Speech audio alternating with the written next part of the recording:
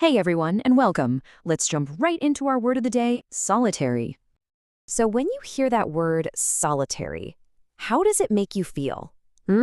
Maybe you're thinking of something peaceful, or maybe a little quiet? Let's dive in and find out.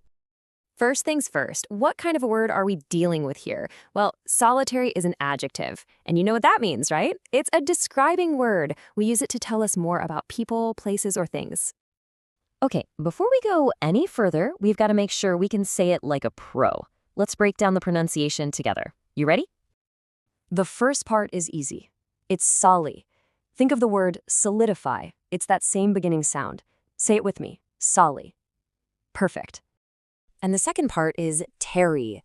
It sounds just like the end of the word military. Go on, give it a try. Terry. Nice. Awesome. Now let's mash those two parts together. I'm going to say the whole word 3 times, and you say it right back at me. Let's do it. Solitary. Solitary. One more time. Solitary. You totally nailed it. So now that we can say it, what does solitary actually mean? It's pretty simple, really. It just means being alone, without anyone else around. Think single or isolated. And what's super cool about this word is you can use it to describe almost anything that's by itself. We could be talking about a solitary person, a solitary wolf howling at the moon, a solitary little house on a hill, even a solitary walk, or a single solitary tree in a big field. A great way to really understand a word is to look at its friends and its opposites. So its friends, or synonyms, are words like alone and isolated. Makes sense, right? And its opposites, the antonyms, would be things like social or crowded, the total opposite of being alone.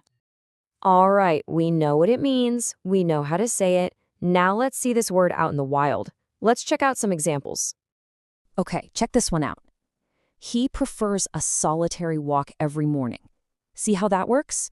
It's describing his walk. He likes to do it alone. It tells us about his daily habit. How about this one? She spent a solitary evening reading quietly. Here, we're talking about something that already happened. Her evening was spent all by herself, just her and a good book. And here's a classic example. A solitary bird sat on the fence. What's being described here? The bird. There was just one bird, all by itself. Last one. The cabin stood in a solitary area far from the village. This really paints a picture, doesn't it? You can just imagine this one little cabin way out in the middle of nowhere, totally isolated. You guys are doing an amazing job. I think you've pretty much mastered the word solitary. So, you think you're ready for a little challenge to lock it into your brain? Okay, you've got 2 fun options, and they're both totally silent. Option A is the solitary shift challenge. All you have to do is stand by yourself, freeze right where you are, or just raise one single finger. Your choice. Fantastic work today, everyone. Your challenge now is to try and use our new word, solitary, sometime today.